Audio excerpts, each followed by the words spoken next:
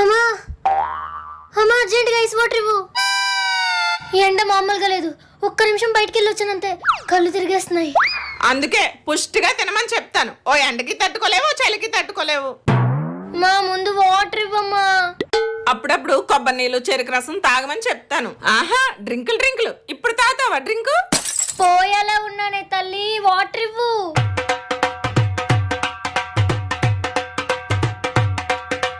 One hour later. Water ఎందుకోవే?